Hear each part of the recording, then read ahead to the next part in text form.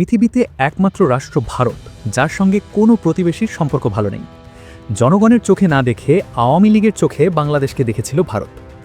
নরেন্দ্র মোদী ভারতের মসনদে বসার সময় বেশ আলোচিত ছিল নেইবারহুড ফার্স্ট নীতি, যার মূল কথা ভৌগোলিকভাবে যারা দূরে তাদের চেয়ে নিকটতম প্রতিবেশী রাষ্ট্রগুলোর সঙ্গে সম্পর্ককে ভারত বেশি গুরুত্ব দেবে। কিন্তু ভারতের সম্পর্ক প্রতিবেশী দেশগুলোর সঙ্গে একদমই ভালো নয়। বলা হচ্ছে নরেন্দ্র মোদী সরকারের উগ্র হিন্দুত্ববাদী নীতির কারণে ভারতের একের পর এক শত্রুতে পরিণত হয়েছে প্রতিবেশী দেশগুলো। প্রতিবেশী দেশগুলোর মধ্যে শ্রীলঙ্কা, নেপাল, মালদ্বীপের সঙ্গে মোদী সরকার তথা ভারতের সম্পর্ক তেমন একটা সুখকর নয়।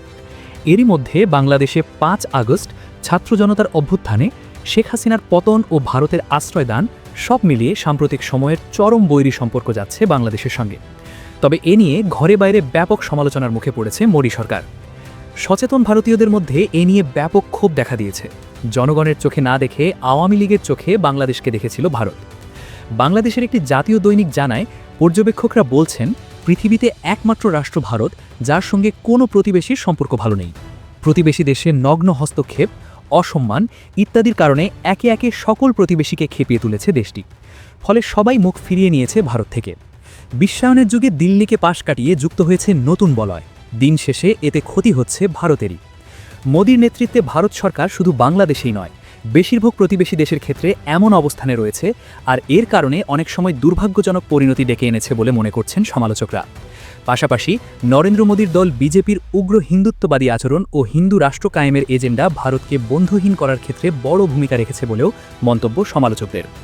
এদিকে সাম্প্রতিক বাংলাদেশ ও ভারতের মধ্যকার বিবাদমান ইস্যুতে গণমাধ্যম ও সোশ্যাল মিডিয়ায় ভারতীয় কলামিস্ট, সাংবাদিক, রাজনৈতিক বিশ্লেষক, অ্যাক্টিভিস্টদের ক্ষোভ ভারতের একচোখা নীতির সমালোচনা করতে দেখা গেছে। সিরিয়ার সাংবাদিক ও দ্য হিন্দুর কূটনৈতিক সম্পাদক সুহাসিনী হায়দার বলেন, নিজের প্রতিবেশীদের সঙ্গে সম্পর্কের বিষয়টা ভারতের পক্ষে কখনোই সহজ ছিল না। গত 10 বছরে সরকার নেইবারহুড ফার্স্টের কথা বলেছে ঠিকই, কিন্তু তা নিয়ে কোনো পদক্ষেপ নেয়নি।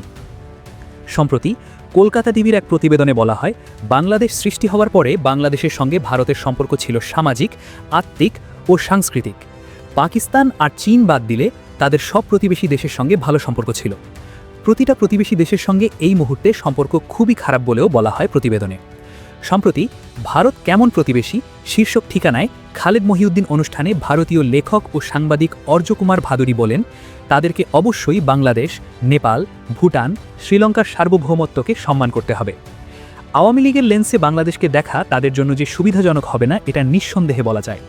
বাংলাদেশে সম্প্রতি একটি গণ উত্থান হয়েছে, রেজিম চেঞ্জ হয়েছে। এই বাস্তবতা তাদের মেনে নিতে হবে। এ সময় শেখ হাসিনাকে ভারতের জন্য গলার কাটা বলেও মন্তব্য করেন অর্জকুমার ভাদুরী। এদিকে মালদ্বীপের নতুন প্রেসিডেন্ট মোহাম্মদ মুইজুদ্দিনের নির্বাচনী স্লোগানই ছিল ইন্ডিয়া আউট। আবার নরেন্দ্র মোদী নিজে তার প্রথম সফর 2014 সালে নেপালে, পরে 2015 সালে বাংলাদেশ ও শ্রীলঙ্কায়।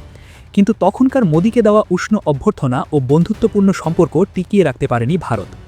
উন্নতির কোনো লক্ষণ দেখা যায়নি পাকিস্তানের সঙ্গে সম্পর্কের ক্ষেত্রেও। 2020 সালে নেপালের প্রধানমন্ত্রী অভিযোগ করেছিলেন নেপালের অভ্যন্তরীণ বিষয়ে ভারতের হস্তক্ষেপের। যে ভুটান সামরিক, বৈদেশিক ও অর্থনৈতিক বিষয়ে ভারতের উপর নির্ভরশীল, তাদের সঙ্গেও সম্পর্ক খারাপ ভারতের। আফগানিস্তান ও মিয়ানমারে যে দুটি সরকার এখন ক্ষমতায়, তাদের সঙ্গেও ভারতের সম্পর্ক ভালো, এ কথা বলা চলে না। তালেবানের সঙ্গে ভারতের পূর্ণ কূটনৈতিক সম্পর্কই স্থাপিত হয়নি এখনও।